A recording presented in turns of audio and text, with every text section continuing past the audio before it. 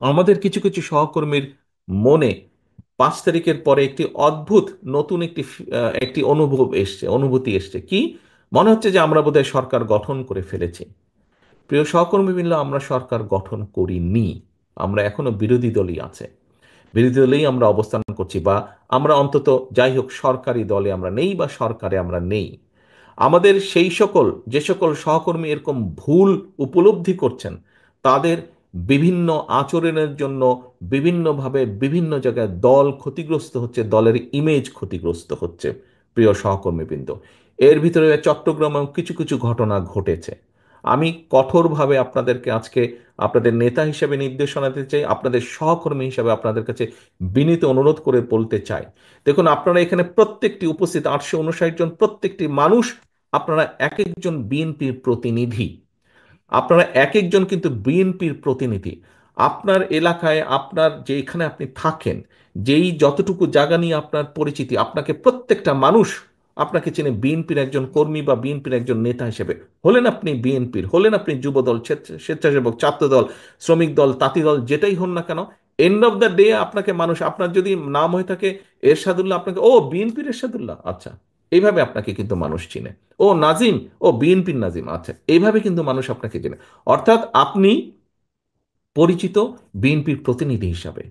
প্রিয় সহকর্মীবৃন্দ, আপনি যখন আপনার নিকট আত্মীয় স্বজনের বাসায় যান, আপনি নিশ্চয়ই আপনার চলাফেরা, কথাবার্তা, উঠা বসাতে এমন কিছুর পরিচয় দেন যাতে সেই আত্মীয়র মনে আপনার সম্পর্কে কোনো নেগেটিভ ধারণা না হয়।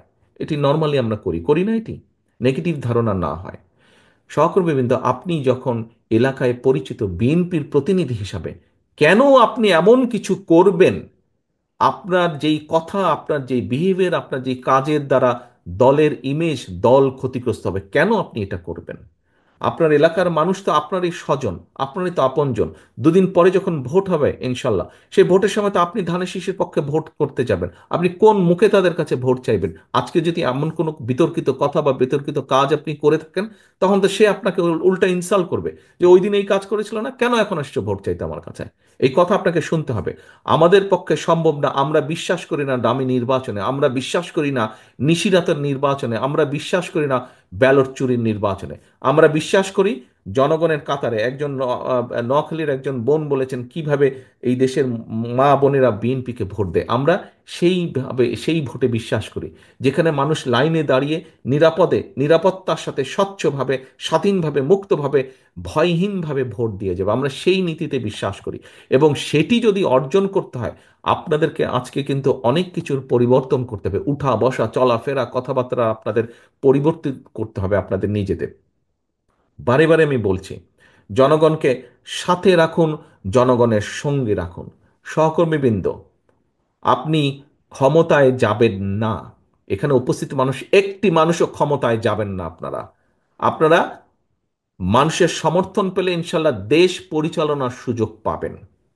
দেশ পরিচালনার সুযোগ পাবেন। মানুষ আপনাদেরকে ক্ষমতা দেবে না, আপনাদেরকে দেশ পরিচালনার সুযোগ দেবে। দুটোর মধ্যে পার্থক্য আছে। ক্ষমতায় ছিল পলাতক স্বৈরাচার। পার্থক্যটা বুঝতে হবে। ক্ষমতায় ছিল পলাতক স্বৈরাচার, ক্ষমতা ছাড়া কিচ্ছু বুঝতো না বলেই দেশের মানুষের জন্য কোনো কাজ করেনি। আপনাদের আজকে যে বিভিন্ন অভিযোগ যে তাদের আমলে জলাবদ্ধতা হয়েছে, ট্রাফিক জ্যাম হয়েছে, এই হয়েছে হয়েছে, শিক্ষা ব্যবস্থা ধ্বংস হয়ে গেছে, সংস্কৃতি ধ্বংস হয়েছে, কেন এই কথাগুলো আপনারা বলছেন?